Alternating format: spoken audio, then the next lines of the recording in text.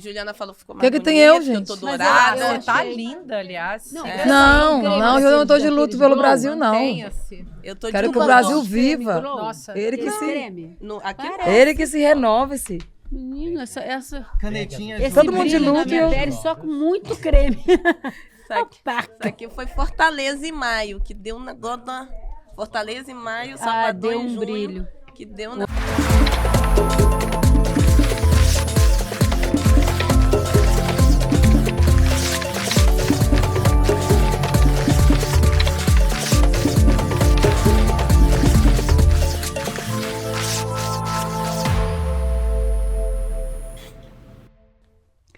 Olá! Está no ar o Precisamos Conversar, o programa de debates do ICL feito por mulheres para todo mundo. Eu sou a Juliana Baroni, estou super bem acompanhada aqui nessa bancada. Gente, olha só que beleza. A Sucena, cantora, que estava dando um rolê esse final de semana. Cantando com quem, a Sucena? Chico César, Céu, Djavan, Estela Paixão, Dadaiute e Zeca Pagodinho abrilhantou o palco, enfim, foi bonito demais. E ainda conheceu o Caetano, Caetano, né? Não, conhecia Você já conhecia. Fui reencontrar com meu mestre. Desculpa, Juliana, desculpa. Temos aqui também nossa queridíssima Nina Silva, especialista em tecnologia e finanças. Márcia Tiburi, escritora. Teacher.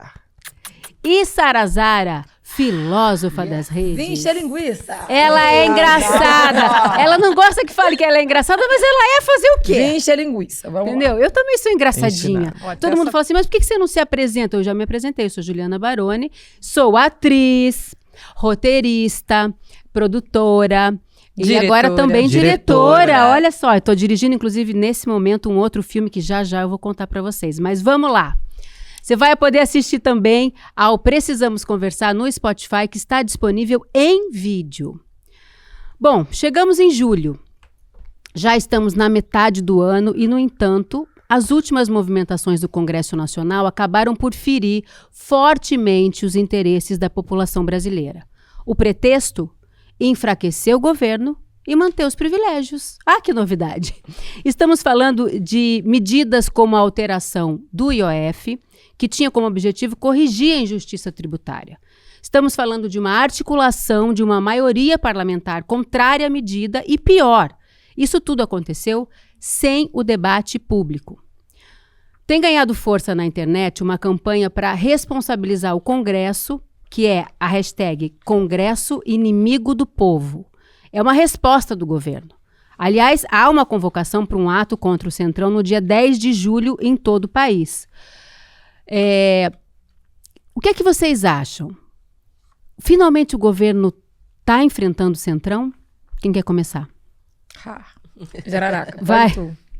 Vai, Márcia. Gente, ela tá de cobra. Não, ela tá de jararaca. Gente, ela tá com uma roupa maravilhosa com estampa de cobra. É praticamente uma jararaca. É uma jararaca. Pra combinar com o tema de hoje. Olha que gata. Tá venenoso, Foi um né? acaso, gente. Nada a ver. Nada a ver. E ainda a Se palavra ela é traição jararaca, tá eu sou circulando, cascavel. Né? A palavra traição tá circulando também o debate político desse momento. Então, acho que é uma questão interessante para o Lula provar que ele é um grande estadista. Perfeito. Ou que ele é um sujeito que se submete a esse congresso medonho de inimigos do povo. Agora é a hora dos políticos inimigos do povo serem vencidos por um político e por políticos que são amigos do povo. Essa é a oposição do momento. E eu achei muito curioso que as pessoas pegaram essa hashtag, né? Elas sacaram, tem um nível de consciência em relação a um momento histórico assim que a gente vê tanta gente caindo na extrema-direita, tanta gente com pouca crítica, com pouca análise política, as pessoas não sabendo o que está acontecendo. Acho, então, que o Lula está numa prova de fogo e pelo fato dele ter, nesse momento, se contraposto ao Congresso e revidado judicialmente, eu acho que ele fez um belo papel, porque nessa hora a questão é, ou você está a favor do povo ou contra o povo. E o Congresso conseguiu fazer isso, eles mesmos, né, conseguiram cavar a própria cova e mostrar quem eles realmente são. Esse centrão, que é realmente um inferno um inferno no Brasil, né? É um inferno concreto, assim, para as pessoas. Outra coisa que eu acho que eu queria lançar, e talvez a Nina, então, possa entrar na conversa por aí, né? Eu fico pensando como as pessoas têm se vendido a história do famoso pobre de direita, que é o indivíduo que sucumbiu ao capitalismo, sem perceber que o capitalismo está contra ele. E eu fiquei pensando, né, como as pessoas não entendem nada do que está se passando. Hoje eu falei com o taxista que me trouxe aqui sobre o IOF, ele não sabia o que era. Eu perguntei, o senhor já viajou para fora do Brasil e usou seu cartão de crédito? Ele, não. Então, por isso que o senhor não paga IOF, né? Porque IOF é imposto de rico, digamos, de gente que pode viajar, que tem outros hábitos e tal. Tivemos uma conversa muito legal, eu e o taxista, e ele com muita consciência, inclusive, de que tem uma coisa muito errada acontecendo, entendendo o que é desigualdade. E eu queria colocar a questão, as pessoas acham que a economia virou uma ciência neoliberal e que ela é uma ciência que não é humana, né? Que é simplesmente, quem pode falar de economia são os neoliberais, esses homens engravatados, por isso a Nina para nós é tão revolucionária, né, gente? Porque as pessoas deviam tratar de uma economia para elas mesmas, né? A minha economia. E eu? Quem vai defender a minha economia? Mas, afinal, não é isso que você faz, Sara, na tua casa? A economia que você tem que fazer doméstica, o acertar contas, ficar endividada ou não, como é que eu vou conseguir pagar as contas esse mês? É dessa economia, essa economia que nos interessa. Porque, quando você fala economia, fica também, um tema elitizado, né? E eu acho que a classe C não aprendeu a falar sobre economia. A gente fala sobre falta de dinheiro de acordo com os boletos vencidos. Então, a gente não aprendeu aqui, quando a gente paga uma conta de luz e deixa uma de água, tá mexendo na nossa economia de alguma certa forma. Que tem economia boa, ruim, é saudável, e aqui não é saudável, mas ainda assim é economia. E falta muita consciência de classe para as pessoas entenderem quais são os tipos de impostos, conhecerem, acho que a Nina é melhor falar sobre isso, mas conhecer qual tipo de imposto que afeta diretamente na nossa rotina, no nosso dia a dia, e qual tipo de imposto que tá para ser cobrado e eles tiraram de lá e ficou tipo na surdina, né? E tem um monte de pobre de direita que só porque não mora em comunidade ou tem um carro melhor, acreditando que faz parte desse grupo, entendeu? Porque ninguém conscientizou que eles não estão nesse grupo de ricos ainda, né? Eles são, querendo ou não, classe trabalhadora. Então tem que ter uma aula de consciência de classe primeiro. Sabe? Lembrando que a economia, rapidinho, Nina, é norma de casa, né? A etimologia de economia vem de fato oikos. Oikos. E de você adequar a sua casa à sua realidade. Exatamente. Enfim. Não existe economia e não existe política sem o povo. Né? Não se faz economia com governantes, não se faz política com governantes. E o lugar de poder ele é manifestado a partir das nossas relações sociais e demandas, né, individuais junto a um coletivo. A mesma coisa, e a economia, ela opera para que esse coletivo, essa sociedade, ela consiga estar de comum acordo para que tenhamos direito às mesmas coisas, que tenhamos direito à qualidade de vida, que tenhamos direito a trocas reais entre o nosso esforço, o nosso tempo, né, e a nossa qualificação, o que a gente se dedica. Então, a economia ela está em tudo e qualquer coisa que a gente faça. E é muito triste a gente ver um Congresso que quer, sim, isolar do governo, que é isso que o Congresso quer fazer. É um momento de inflexão muito forte, perigoso, porque o Lula e a base, né, progressista realmente tem que se posicionar, tem que se deixar bem explícito quem é realmente amigo do povo, mas a gente sabe que as últimas polarizações que nós tivemos ao longo, né, dos 2 últimos governos, a gente teve problemas sérios na polarização. Então, eu tenho muito medo nesse momento por conta da gente não ter uma base legislativa para se apoiar. Né? A partir do momento em que a gente vai contra um Congresso que é uma maioria que está lá dentro fazendo e tirando do povo essa noção de que realmente o que importa para o povo. Então, se a gente for pensar a inadimplência de 78% que nós temos hoje, né, de brasileiros que estão devendo aí, em média, R$ 4.600, essa base de Congresso não quer falar sobre isso, não quer falar sobre o porquê que se trabalha um reajuste tributário para poder ter uma maior arrecadação tributária para que a gente tenha possibilidade de dar mais acesso a crédito, mais acesso a diminuição de custos de produtos, de alimentos. Ninguém está falando que a gente teve um recorde de arrecadação de tributos no mês de passado, mas porque a gente começou a tributar pessoas que não estavam pagando impostos, pessoas no topo da pirâmide. Então, realmente, a gente precisa deixar... Mas é por isso que está tendo essa gritaria toda. Porque a gente que agora está taxando pessoas que não querem que mexa nos seus privilégios. E eu tenho visto muitas críticas na rede social falando assim, voltou a história do nós contra eles. Mas, gente, é perigoso, claro.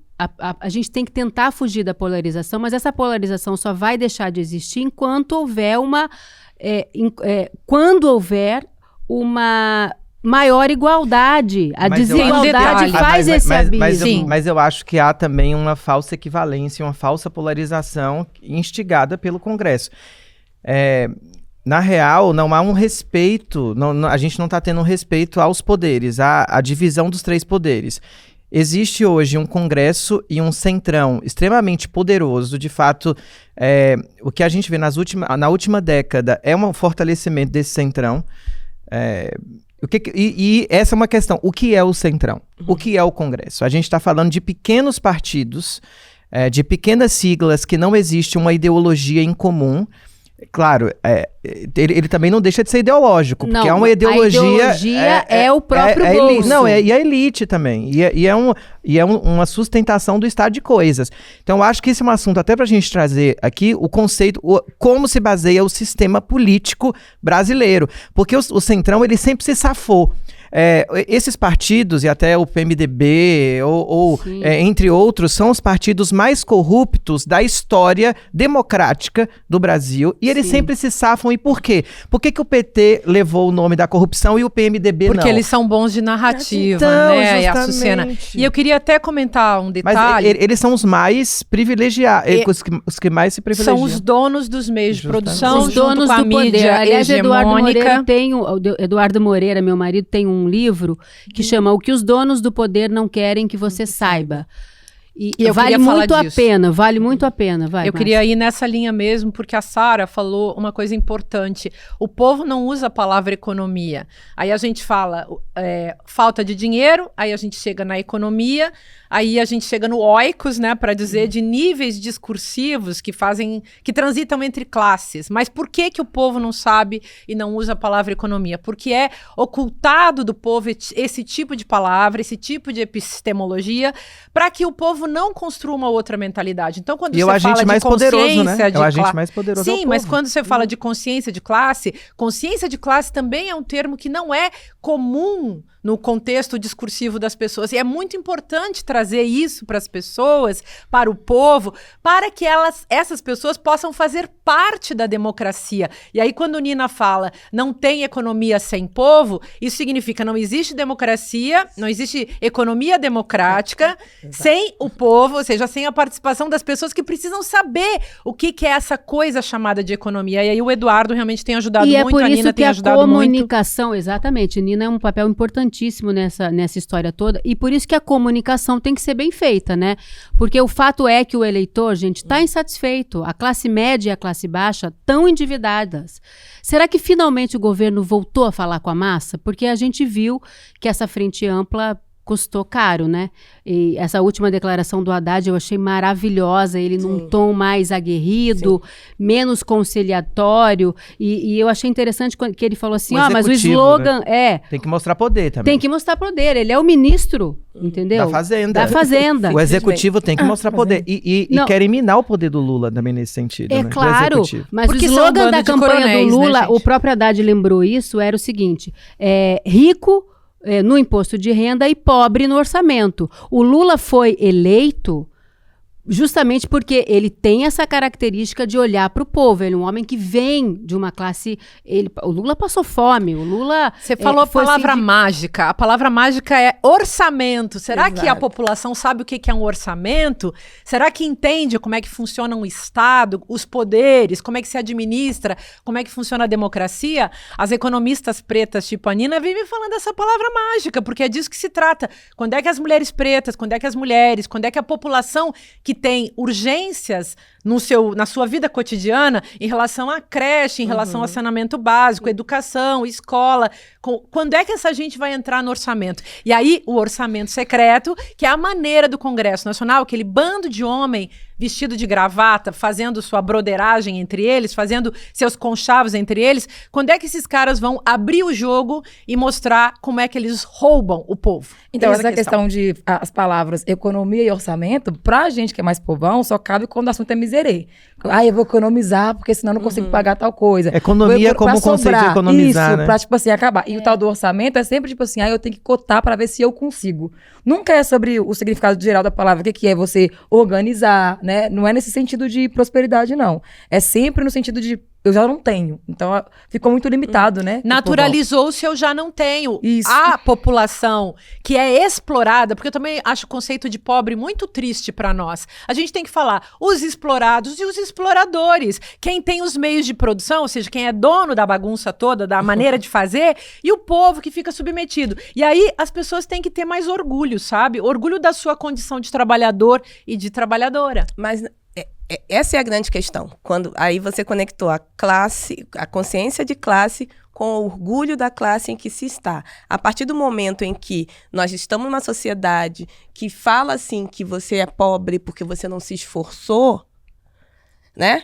Você não tem determinadas coisas porque esse teve mérito e esse não teve. Essa balela, né? Essa falácia da meritocracia. Como que você vai ter orgulho de ser pobre, de estar pobre, né? Numa sociedade que não tem um mito. Você foi empobrecido. Exato. As pessoas têm que parar de achar que elas são naturalmente pobres. Que são as castas sociais, pobres, de outros países. E desprovidas de dinheiro, quando na verdade o dinheiro foi desviado dos seus fins. Existe uma coisa chamada alienação do trabalhador. E consciência de classe serve para as pessoas saberem que elas estão sendo exploradas, roubadas, expropriadas de maneira indevida. Mas tudo isso é estrutura. Então, para a gente mudar, não é uma comunicação do governo há um ano da eleição que consegue fazer. A gente precisa de ter formações para a educação econômica, para a educação política, para a educação social. Frequente, né? Frequente. Uma coisa que deveria estar implantada já. Mas a pauta principal do governo Lula, o que a gente espera, quem votou no Lula, espera que o foco seja justiça social. As sessões das votações na Câmara e no Senado foram feitas em sessão remota, com plenários esvaziados. Por quê? Porque os parlamentares estavam onde? Em festas juninas de seus estados. E a gente não podia deixar de fazer um pequeno balanço das festas juninas, gente. Gigantes, milionárias, turísticas. Em muitas prefeituras pequenas, os cachês de alguns artistas sertanejos são milionários. Em uma festa de raiz nordestina. Prefeitos que contratam o sertanejo se justificam dizendo que os shows mobilizam as economias locais. Isso, com certeza, é verdade, mas não é somente uma questão de gênero musical. Sobre isso eu quero ouvir você, tá, Sucena? Mas é sobre uma melhor distribuição dessa grana da cultura ao longo do ano todo, estimulando, inclusive, expressões regionais. O que você acha dessa cooptação das festas tradicionais juninas, que tem o forró, tem maracatu, o que mais que tem de ritmos, assim, pelo Brasil? Tem forró, tem maracatu, tem nomes grandiosos como Jackson do Pandeiro, Marinês, Luiz Gonzaga, Dominguinhos, tem memória, tem estilo de se vestir, tem tradições de comida, então assim, a gente está falando de quase de uma festa que tem um circuito fechado, é um patrimônio imaterial, assim como o comportamento das pessoas e a musicalidade. Ou seja, aquilo que é que é patrimônio imaterial, é para se cuidar, é para se zelar. E é um patrimônio muito bonito, porque é do povo e vem para o povo. E óbvio que, como as grandes festas, elas geram muito dinheiro, elas geram turismo, elas geram um efeito maravilhoso de festivais, de circulação de pessoas e de dinheiro, enfim. Eu vejo o sertanejo, e aí é muito importante que a gente diferencie a indústria fonográfica do gênero. Gêneros musicais, eles estão aí, e não há nada de mal de você gostar do sertanejo. A questão é como o sertanejo ele se instaura dentro da indústria fonográfica como uma monocultura, tratando o Brasil como um grande latifúndio cultural. E a gente precisa, de fato, se atentar para esse câncer. Porque não é legal que, enfim, cidades que tenham grandes forrozeiros e grandes músicos e grandes artistas sofram com a cooptação e a apropriação do sertanejo das festas juninas. E o sertanejo ele quer tomar conta, ele quer estar com funk, ele quer estar com pop, ele quer estar com samba, ele quer estar com pagode, forró, ele quer estar com pagode. Porque a indústria fonográfica pensa, você sabe disso melhor do que eu, mas eu, como já também gravei disco, não sei o que pensa? O que tá na moda? Aí esse sertanejo universitário, né? Porque o sertanejo, gente, eu sou do interior de São Paulo. A nossa raiz, a Alice também é de Piracicaba, a nossa produtora.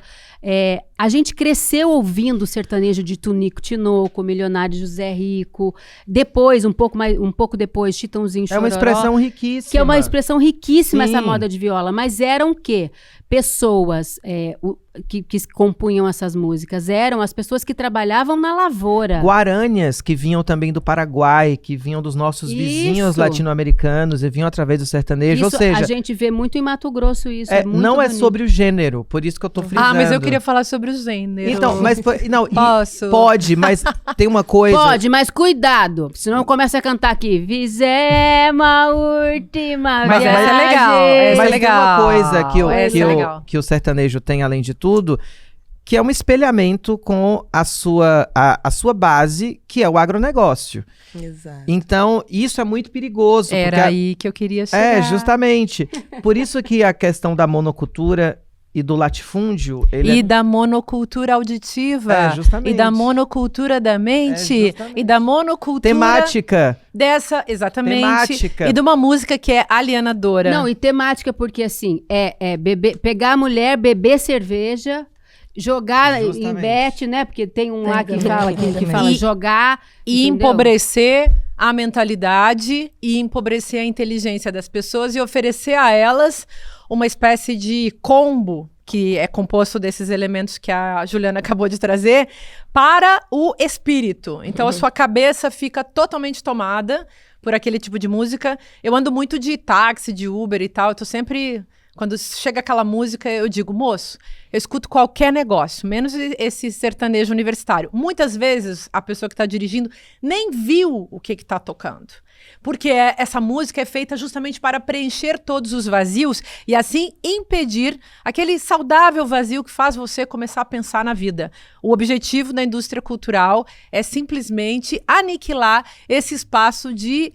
observação, pode até chegar na reflexão, mas aquela cabeça um pouco vazia para você pensar na vida, tudo isso aí, betes, amor de como é que chama isso? De sofrência. É corno, né? Corno, né, gente? Esse negócio todo serve apenas para você parar de pensar. Ai, E cachês saudade milionários. É isso Mas que eu e queria falar, cachês? porque olha, 1.200.000 foi o cachê do Wesley Safadão. Que nome perfeito esse homem escolheu, esse nome artístico. Recebeu pelo show que fez em Maceió no dia 26 de junho, agora. Safadão declarou o seu amor incondicional, como ele é amoroso, né? Como ele é afetuoso, ao prefeito JHC, o João Henrique Caldas, que é do PL. Olha que surpresa! No meio do show. As redes comentaram muito as frases "eu te amo, caralho". Ele falou isso, tá? No palco. Quem contrata? Meu prefeito e futuro governador, que o Wesley falou durante esse show. há fortes especulações que JHC seja candidato ao cargo de governador de Alagoas em 2026. Mas, gente, é campanha antecipada com dinheiro público. Isso pode?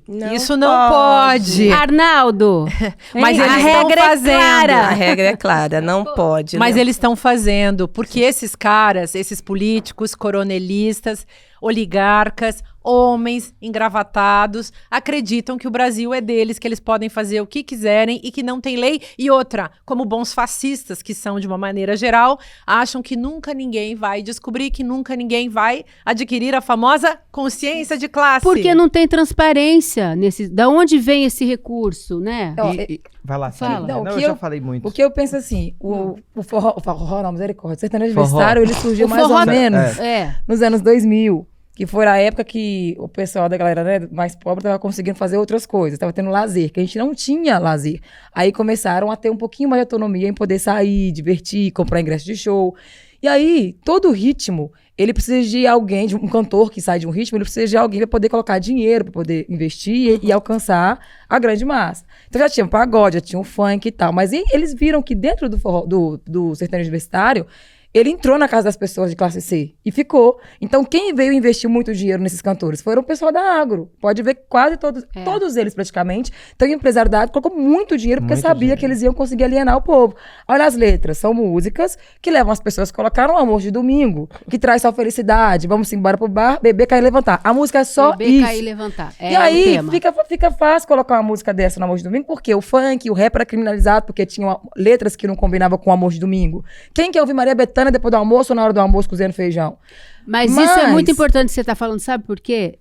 Às vezes, tem uma parcela, não é todo mundo, da esquerda, que é intelectualmente arrogante. O que quer dizer isso? 90% dessa parte. Então, a gente todo mundo pode gostar do que quiser. O nosso debate aqui não é a qualidade musical de uma coisa ou de outra, é a cooptação de um ritmo para mandar mensagem ideológica o tempo todo. Exatamente. E para dominar uma base eleitoral. Mas tem um detalhe, mesmo que a gente possa tratar o gosto como uma questão democrática, cada um gosta do que quiser, tem um fato, o gosto é formado também através das classes. Então podem olhar o que as classes abastadas, enriquecidas e exploradoras gostam e o que o resto do povo vai gostando. Eles ajudaram a enfiar esse povo dentro da nossa casa, e aí eles sabiam que a gente ia consumir, que ia dar dinheiro, e que eles iam comunicar com a gente. Então, quando um safadão vem desse tipo de fama, né, que ele é acessado pelas pessoas pobres e grita no show, te amo pra um prefeito, pra alguém, ele tá automaticamente influenciando a massa que ouviu ele o tempo todinho, que foi receptiva, a votarem que os shows geralmente 140 eles mil são públicos, eles são grátis, então assim, gratuitos. Grátis pro quem vai lá ser cooptado, né? A pessoa não paga Na verdade, ingresso não pra paga em dinheiro, paga em voto, porque fica garantido. Ih, perfeito. Mas tem uma coisa, mas tem uma coisa que acho que a gente tem que pensar também, que o sertanejo, por que ele conversa? A gente tá falando que é um Brasil. Como bem você disse, eu lembro do sertanejo muito da década de 90 crescer, com Zezé de Camargo e Luciano, Leandro Leonardo, Chitãozinho Chororó. Um Brasil que está deixando de ser majoritariamente rural e passando a ser majoritariamente urbano. E o sertanejo trazendo temáticas de interioranas que são muito caras para quem vem da zona rural para a cidade. E não encontra o forró, e não encontra cidades como São Paulo, mas o sertanejo com um grande investimento do gado, da monocultura. Sim. Só que o que acontece? O sertanejo, de fato, se compara com o forró em que lugar? Por isso que o Wesley Safadão, ele é do forró, ele vem do forró, mas ele se coaduna com o sertanejo. Por quê? Porque é onde tem dinheiro, porque é onde ele pode... colocaram dinheiro. E aonde ele pode também uma certa higienização do sertanejo e trazer como agora figuras equivalentes. Então, mas é uma indústria que é jogada para cima da população classe C e para baixo. E óbvio, né, gente, são essas classes que mais rendem dinheiro para os tais 140 mil que não vão mais pagar IOF. Ou que vão pagar, ou que não vão ser comprometidos. Que não querem, que estão esperneando para não pagar, mas nem Mas e a gente está falando, como bem a gente disse aqui, sobre monocultura, mas a gente está falando também de agricultura familiar. Então, o forró está equivalente à agricultura familiar e o sertanejo está equivalente o latifúndio e a monocultura que quer dizimar essa agricultura familiar. Muito bem, Açucena. E é muito, mas na real é isso. É sobre investimento que chega pra esse povo, né? Porque igual o Dimas do Teclado, por exemplo, eu adoro o Dimas do Teclado, do Siriri Sarará. Tá vendo? Você nem conhece. Não sabe quem é. O Dimas é um forrozinho. Canta aí. Eu toco siriri, eu danço sarará, eu mexo morena. É um forró que toda música de quebrada, você escuta sem querer. Mais com você escuta sem querer, porque você não toca no C, toca no boteco e tal. Porém, eles não conseguem chegar em tanta gente e manter sucesso, porque ninguém vai lá e bota dinheiro pra continuar. Agora, o povo do agro pega um dinheirão e bota no Safadão, no Henrique Juliano, não, e sabe o que é triste que tá acontecendo com o forró? Eles têm se apropriado... o sertanejo tem se apropriado do forró por grandes figuras que se parecem com o sertanejo universitário. Sei lá, aquele Léo Foguete, ou figuras que eu tenho observado, e tem figuras que têm se afastado Gustavo do Lima sertanejo, e você, como os vaqueiros. Tem o Zé Vaqueiro, João Gomes. Zé Vaqueiro. A vaquejada. Então você tem certas similaridades que podem ser cooptadas até virar uma coisa só, até ser pasteurizado. Isso é muito triste, porque o forró ele é gigante. Quando você vai pro Dominguinhos, e aí você tem o João Gomes, que tem voltado para o Dominguinhos, que fez um disco lindo com o JP e com o Mestrão. Meu Deus, mestrinho. Mas aí o negócio... Mas aí começa a estragar, eu digo estragar no sentido, né, do impacto. Quando o João Gomes tem essa base, né, que é a gente aqui, o povão, que só quer ficar feliz, tomar uma cerveja, fazer um arroz ali, começa a cantar com essas figuras que é considerada a intelectual da esquerda, esse povo para de consumir. Mas o Mestrinho não é o intelectual da esquerda. Não, mas tipo assim, traz um JP. O Mestrinho, que é o sanfoneiro. Eu tô dizendo assim, você traz um JP. Mas aí, olha só o preconceito, mas ele toca com o Gil. Sim, mas porque ele é um grande músico. Mas não é isso. Não que ele não seja um intelectual, não é isso que eu quero dizer. Eu tô querendo dizer que o Mestrinho é só um músico. Sim. Mas por quem ele é consumido? Mas eu acho que é falta de acesso. Então, mas é isso, porque a gente começa a ver assim, aí começou a andar com o povo que é do lado de lá. E esse povo sertanejo, eles conseguem manter a constância deles enfiado na casa da gente. Porque eles vão lançando música ruim atrás de ruim, porque fica lá. Cara, entendeu? eu lembro... Elas são todas iguais, eu lembro, né? gente, você não muda. E isso da polarização é tão real. Eu lembro que quando eu tava num grupo de WhatsApp, na época da Dilma, quando a Dilma foi concorrer com... Qual era a última eleição? Era Dilma e Aécio Neves? Você esqueceu o nome do outro. Porque ainda bem. Eu lembro, eu tava num grupo de WhatsApp e colocaram a Marília Mendonça pelo Ele Não. Não, era o Haddad. Era o Haddad contra o Bolsonaro, será? Era o Ele... era, porque o Ele Não era do Bolsonaro. A Dilma já tinha sofrido impeachment, era o Lula Haddad... preso, Haddad... E aí colocaram a Marília Mendonça, seria uma das figuras que ia empenhar o Ele Não. E com um discurso feminista, ela do sertanejo, a Marília Mendonça foi massacrada pelos seus colegas, porque ela é do sertanejo.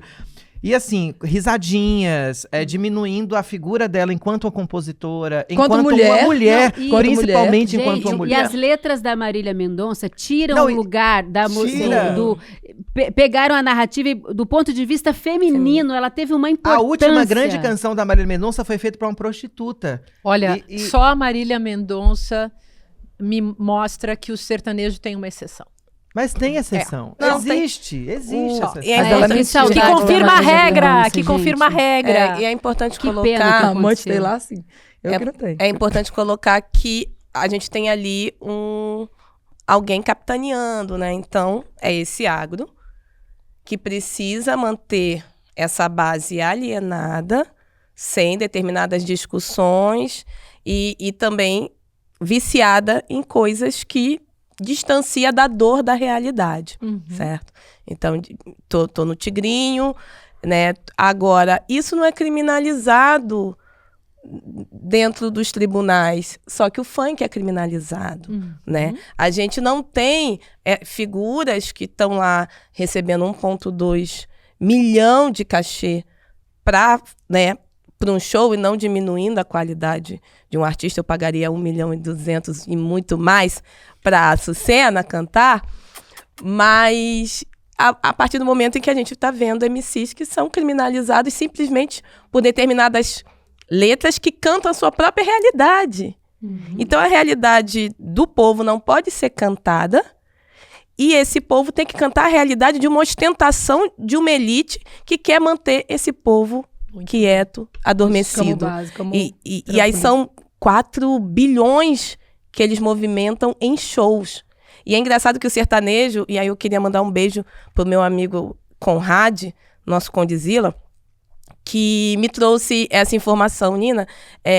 A gente gastava rios, né, de dinheiro com clipes. Lembra o funk, né, produzido. Né?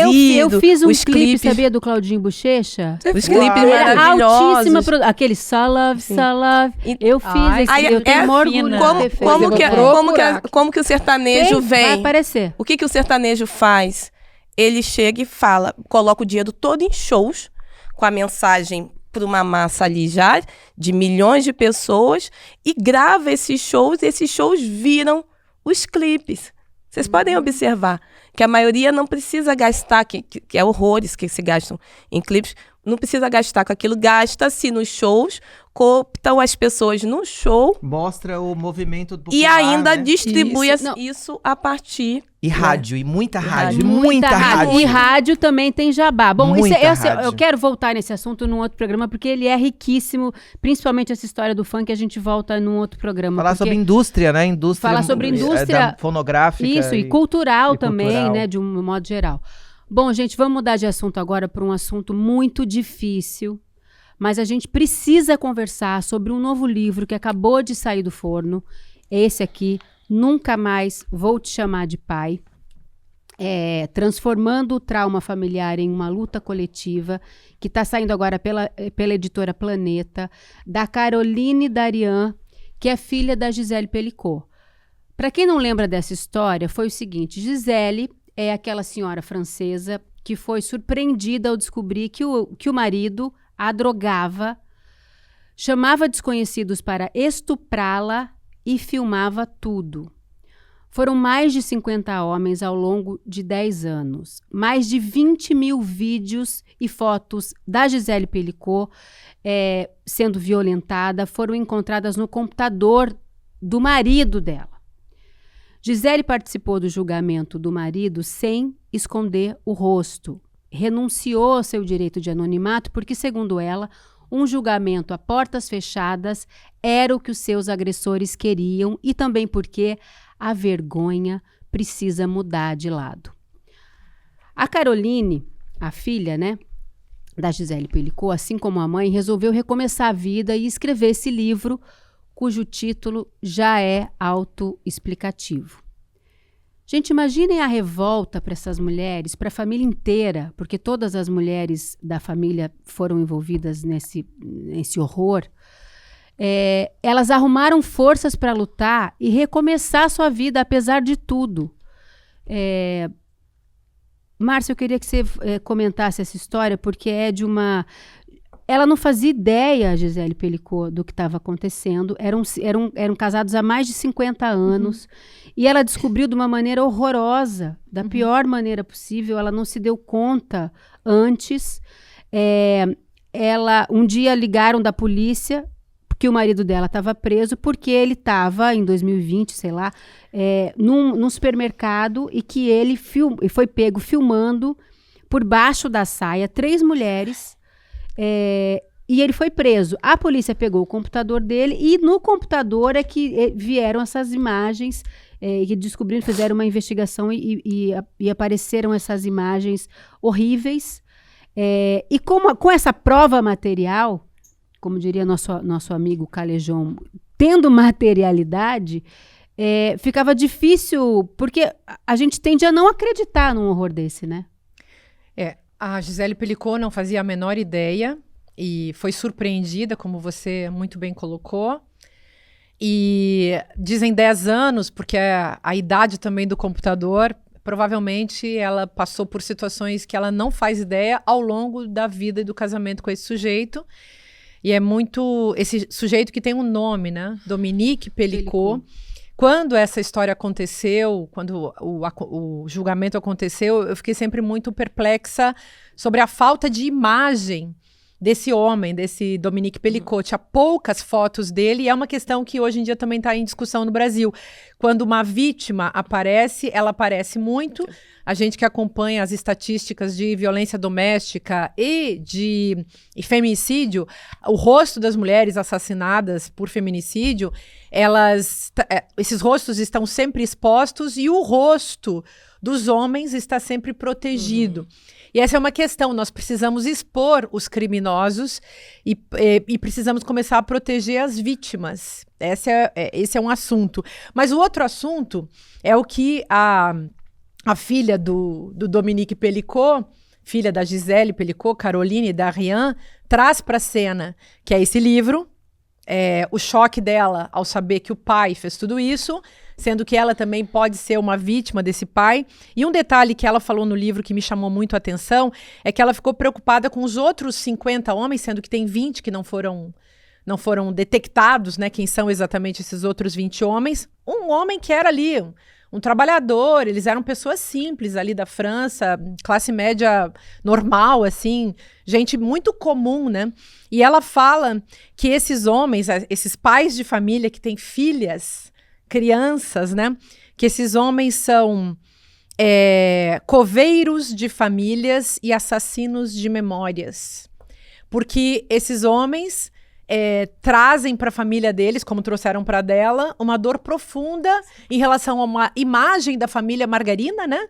Daquela família feliz. Porque até então, a filha diz no livro, eles eram uma família perfeita. Exatamente. Eles passavam o final de semana juntos, almoço de domingo e tudo. E o Dominique Pelicot ainda disse que era muito feliz com a Gisele e pediu desculpas para ela depois de décadas estuprando essa mulher, submetendo-a a doenças que ela nunca fazia ideia, ela achando que ela estava com algum problema assim muito fora do comum, porque ela tinha doenças impossíveis de alguém ter. E ela tinha ausências mentais, assim, falta de memória, ela às vezes desmaiava, os filhos levaram a mãe num neurologista que fez exame de imagem, não apareceu nada, não fizeram exame toxicológico. E mais um detalhe que eu queria deixar muito evidente.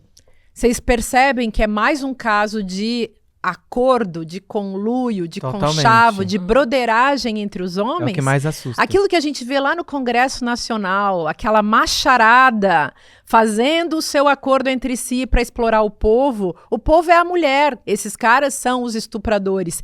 E a Gisele Pelicot é a mesma coisa. Aqueles 70 homens, sendo que 20 a gente não sabe quem são, junto com um marido que é um grande canalha, um sujeito que quase matou a mulher e que fez algo com ela que é indizível, gente. E sentia prazer com isso. Junto com os outros homens. Nenhum daqueles homens foi capaz de levantar a mão e dizer: que absurdo, tem um sujeito fazendo isso com a própria esposa. Vocês entendem? Isso que é a broderagem. O cara vai estar se constrói como um criminoso, ele se joga no crime, ele se torna um estuprador, ele está ali sendo cúmplice de um crime, mas ele prefere ser cúmplice de um crime com outro homem do que fazer justiça e defender uma mulher e salvar uma mulher de uma coisa tão ignominiosa como essa. Vocês entendem? Meu Deus, que horror. Não, eu acho mais grave também é justamente isso. Não foi um crime isolado, ele não fez sozinho. Ele teve seus comparsas, seus cúmplices, as suas sustentações retóricas. Porque ele teve que ter sua sustentação retórica ali, ó, com seus comparsas. Então, assim, e dentro da família de uma também, crueldade. porque ele teve que contar mentiras o tempo todo, né? Os filhos perguntavam, ele não, tá tudo bem. Hoje, em 2002, eu fui convidada pela Inês Viana para fazer uma releitura de um texto da Grace Passot chamado Mata Teu Pai, que eu achei interessante, que tem a mesma cor desse livro, preto e vermelho, e é um texto lindíssimo de uma grande atriz, diretora também, Grace Passot, que já foi até homenageada no Festival de Tiradentes. E o texto é sobre uma Medeia contemporânea, que esse Mata Teu Pai, na verdade, mata o patriarcado. E essa Medeia, ao invés do texto clássico que vai matar os seus filhos por causa do furor, da paixão que ela tem por Jasão, ela vai matar suas filhas. E a grande provocação desse texto, e eu lembrei muito disso, desse Mata Teu Pai, eu nunca mais vou te chamar de pai, é que ela fala assim, ó, De que adianta eu criar minhas filhas no mundo onde elas não vão matar os seus pais? E matar os seus pais aí é matar o patriarcado, é trazer uma consciência muito mais profunda. E aí eu trago a atenção para a figura da Gisele, porque ela partiu de uma consciência que, já que eu estou nessa situação, eu vou me expor, eu vou me colocar pro mundo em detrimento de mim mesma, mas por uma consciência coletiva e trazendo essa discussão para as mulheres que estão vivas, para as mulheres que não podem morrer, para as mulheres que virão e que não podem passar a mesma situação que eu estou passando. Então isso é matar o pai, isso é matar o patriarcado. Então eu indico aí essa peça e esse texto. Ela jogou a questão da vergonha, como a Ju trouxe, essa foi a frase famosa dela, né? Ela falou que a vergonha cabia aos criminosos. E isso foi uma inflexão feminista para o mundo, colocando a luta das mulheres, a consciência de classe das mulheres, na verdade, na linha de frente. E agora? De que lado nós estaremos? E aí sim, uma polarização que a gente não pode perder de vista. As mulheres sempre estão, vocês já notaram isso, gente? Sempre estão lutando pela vida, lutando pelos filhos, lutando pela família, lutando pelo bem-estar, lutando por uma vida mais digna, trabalhando, se esfalfando, fazendo de tudo para dar certo. E aí os homens estão lá, fazendo guerra contra as mulheres, dentro de casa. Um dos lugares mais perigosos para as mulheres na vida hoje é a casa. Gente, a Caroline, que é a autora desse livro, ela fundou uma associação chamada Não Durma, para acolher mulheres sobreviventes desse tipo de crime, que é o de abusar das vítimas com o uso de remédios, que agora tem nome, isso tem nome, é submissão química. Dominique Pelicot foi condenado a somente, eu fiquei boba quando eu fui pesquisar isso, eu acho pouco, tá? 20 anos de prisão. É importante denunciar, mesmo que anonimamente. Você, por favor, eu vou dar aqui um serviço, basta ligar para o Disque 100, que é o canal oficial do governo para denúncias de violação de direitos humanos, inclusive de violência sexual, tá? Eu lembro que em 2012 a Xuxa foi no Fantástico e declarou que tinha sido abusada por várias pessoas, amigos do pai e tal. E naquela semana, em 2012, naquela semana subiu em 70% o número de denúncias anônimas no Disque 100. Então é importante a gente comunicar, você não ter vergonha, porque a culpa não é sua, você é vítima. E é claro que, assim, tem que respeitar também as mulheres que não querem se expor. Tem as que querem, que decidem se expor, e que fazem disso uma luta, que são fortes o suficiente, mas a maioria das mulheres ainda fica nesse lugar da culpa, da vergonha, porque estão destruídas psicologicamente, estão destruídas por dentro. O que mais me chamou a atenção aqui, que eu comecei a ler o livro, foi que a Caroline conta que quando ela recebe essa ligação, ela tinha nesse pai um herói, nesse pai uma pessoa de extrema confiança. E ela lembra de momentos em que eles viajavam juntos e ouviam música juntos. Ela lembra do pai como uma figura protetora. Então, não só... Você imagina, ela é filha da vítima, do algoz, e é o pai e a mãe. É a mãe e o pai dela. Como é que você se reconstrói depois disso? A força da mãe, da Gisele Pelicot, que pegou essa menina pela mão, e os filhos também, que ela tem 2 filhos também, e falou, olha, vamos juntos, vamos comigo, e vamos continuar a nossa vida, né? Devolver o constrangimento, porque esse ponto de inflexão que a Márcia falou é muito importante, devolver o constrangimento. Mas eu me lembro que até pouco tempo a gente tinha as propagandas de cerveja totalmente associada à hipersexualização das mulheres, e uma das que mais chamou a atenção foi uma propaganda que falava que uma mulher chamava Vera, no aumentativo, que era verão, e falava, o verão é nosso, o verão é de todo mundo, tome o verão. E com a figura de uma mulher chamada Verão. A associação da hipersexualização dessa mulher ao fato do corpo dessa mulher e dessa cerveja ser de todo mundo e todo mundo poder tomar, isso está inscrito, isso é uma mensagem subliminar de como os homens pensam do que os homens pensam sobre as mulheres e de como tratam as mulheres. Então, é muito importante que a gente faça esse tipo de análise e de como a gente vai matar esse patriarcado dentro das nossas casas. Bota mais um detalhe, que é o direito ao corpo, que é a grande reivindicação feminista. Direito ao meu corpo. O meu corpo é meu. É bom avisar, né? Eu vou ter que mudar de assunto, mas antes eu tenho que deixar a Sara falar que você é bem rápido. Eu até fiz uma peça, né, falando sobre E Desiste Jesus, mas é sobre os 7 pecados capitais, que na verdade a minha intenção é falar sobre pornografia. Porque quando saiu essa matéria, né, esse caso, eu comecei a analisar a minha vida como mulher solteira e eu me senti, de certa forma, responsável daqui do Brasil, da minha casa, por isso. Pouco se fala sobre o consumo das mulheres em plataformas de pornografia, né? Da forma das mulheres se satisfazer, de fazer seus negocinhos lá e se sentir felizes consigo mesma em relação ao orgasmo. Mas o que me deixou envergonhada, não só o caso dela, mas um monte de coisa que foi acontecendo durante o ano em relação a crimes de libido, foi como que eu consigo me incomodar e achar absurdo um homem fazendo isso lá com a esposa dele, e ao mesmo tempo, na minha plataforma que eu acesso lá para assistir um filme pornográfico que é do meu gosto, passar coisas que é disso e não me incomodar porque tá no meu ambiente, sabe?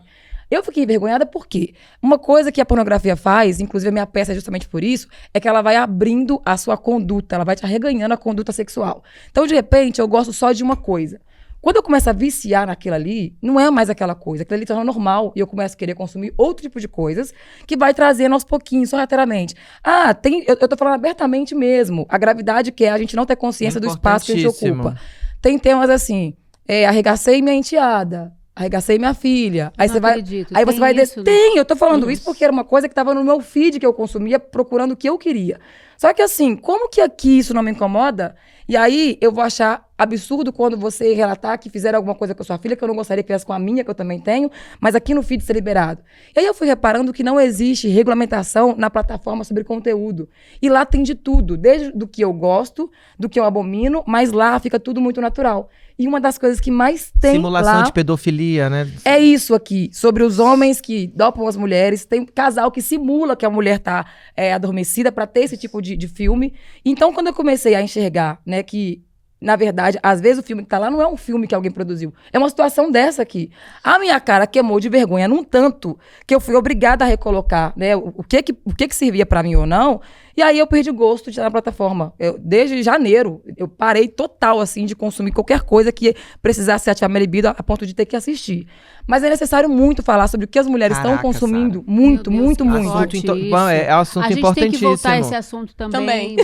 Só pra ficar meninas, assim, né? vamos falar de pornografia. Isso é muito Precisamos falar sobre mulheres na Eu sou muito plataforma. pudica, porque eu não gosto de pornografia, eu não me excito.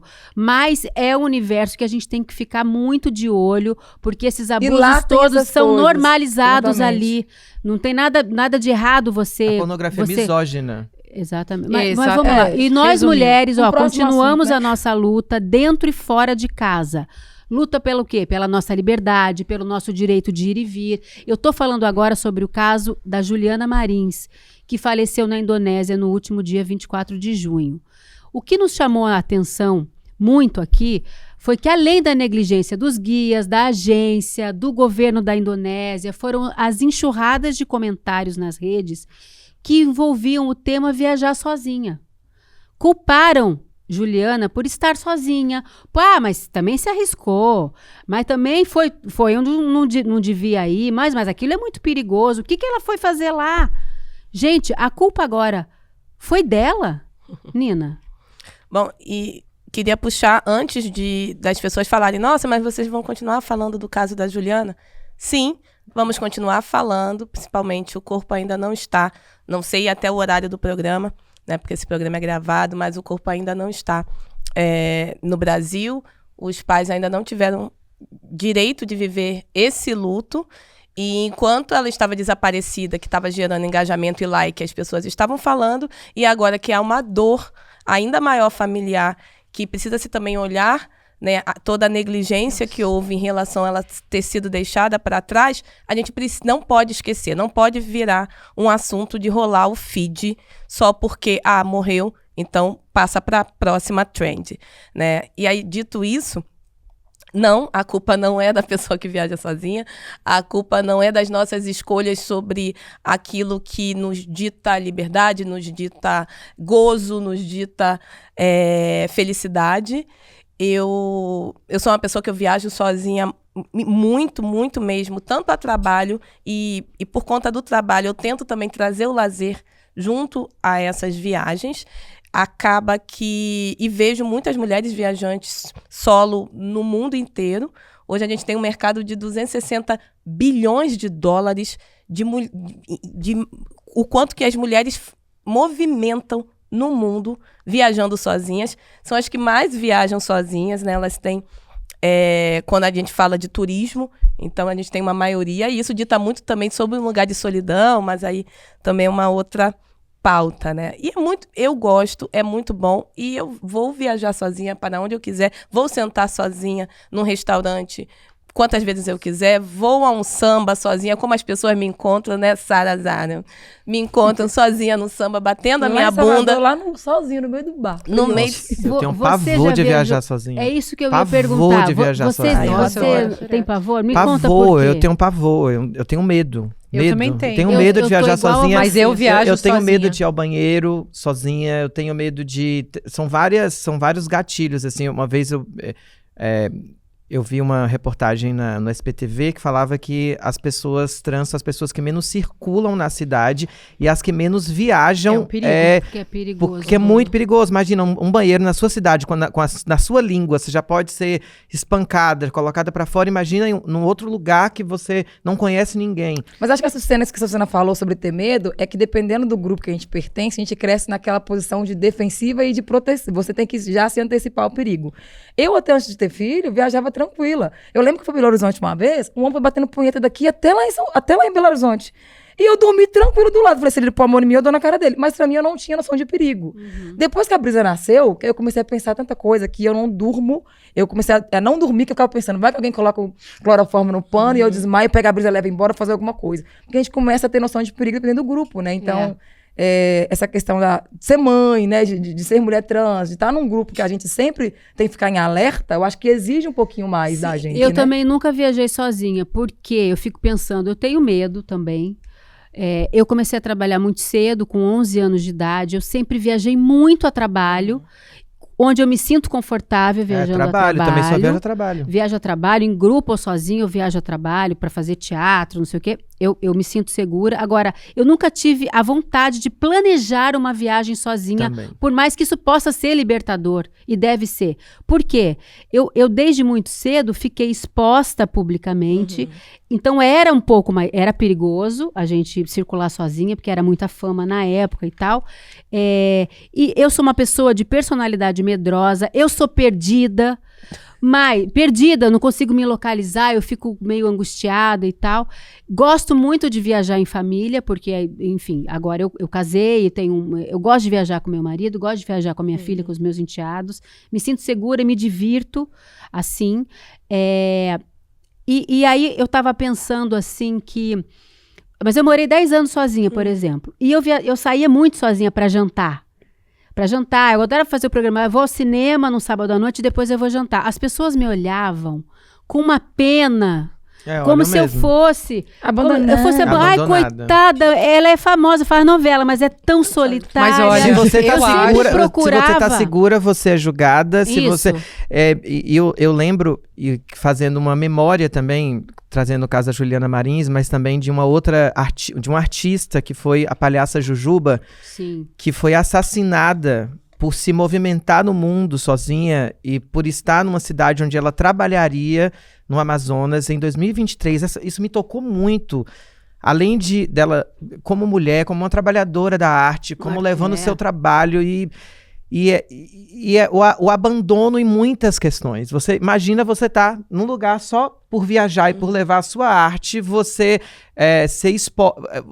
julgarem que você estava exposta à hipersexualização e enfim, estupraram ela, mataram a palhaça Jujuba, uma mulher que defendia a viagem de mulheres sozinhas e a arte como um movimento de emancipação de mulheres. Então, gente, mas eu acho legal a gente viajar sozinha, eu sempre viajo sozinha. Só que temos que ser realistas.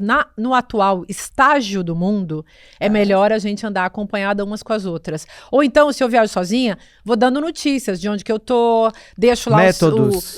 Foi essa falta de notícias que tá. fez a família começar a procurar pelas palestras Não, mas de Juju.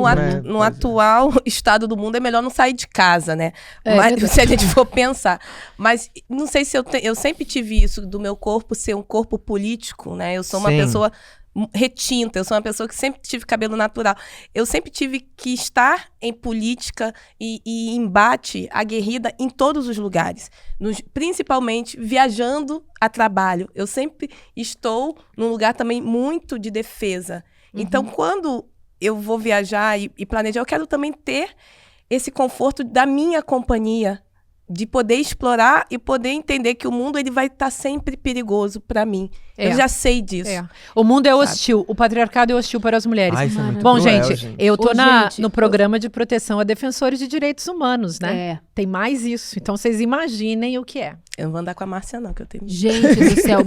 Ó, como disse então a jornalista de viagem, Renata Teles, Juliana não morreu porque viajava sozinha. Morreu porque foi deixada sozinha. E a triste história da Juliana não deve ser usada para nos paralisar, né? Mas para lembrar que nós ainda temos muito o que caminhar. Vamos ter que ficar por aqui. O programa foi muito bom. A gente abriu várias abas de pensamento. Várias abas. E a gente tem que voltar a várias delas. E várias pautas, né? E várias pautas. Olha, então, virão. nos nossos próximos programas, você já tem um spoiler do que vai ser.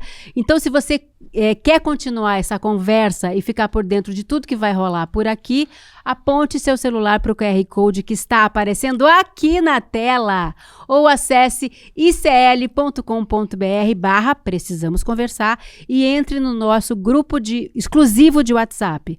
Lá você vai receber o link para assistir ao nosso próximo encontro e ter acesso a conteúdos exclusivos do ICL, que é o Instituto Conhecimento Liberta. Só o conhecimento liberta e só esse papo diverso é que vai libertar corações e mentes de mulheres, homens e de todos os gêneros e todas as raças. Semana que vem eu não tô aqui, que eu vou estar viajando sozinha, mas eu volto com informações do BRICS. E cuidado, manda mensagem pra gente. Eu volto com informações do BRICS. Assim. Oba! Queremos saber. Um beijo e até a semana que vem. Hoje não vai dar tempo de ter música da Sucena, mas a semana que vem teremos duas no mínimo. Um beijo. Até a semana que vem. Obrigada, até. Obrigada pela companhia. Isso. Instituto do meu marido. Fala, turma. É o seguinte. Quer mais uma chance para assistir a nossa aula que fez o maior sucesso de educação financeira? Teve gente que perdeu por diversos motivos, né? Até por ter esquecido simplesmente e está querendo assistir. Então a gente vai liberar um link aqui para você poder assistir a aula e aproveitar tudo que ela trouxe de bom para as pessoas que estavam lá. Realmente, é uma hora para mudar completamente a sua visão sobre o mundo das finanças e dos investimentos. E no final da aula também uma chance de você se juntar a mais de 70 mil pessoas que fazem parte da nossa comunidade, que todos os dias acompanham os mercados e tem toda essa nossa ajuda, esse nosso suporte para reequilibrar a sua vida financeira, tá bom? Boa aula para vocês!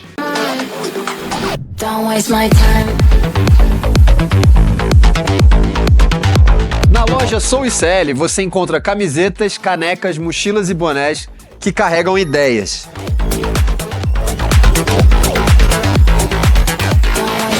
Produtos com propósito para quem acredita em justiça, consciência e transformação. Vista, use, leve a luta com você. Acesse souicl.com.br e escolha o que representa você. ICL, souicl.com.br, tá tudo lá.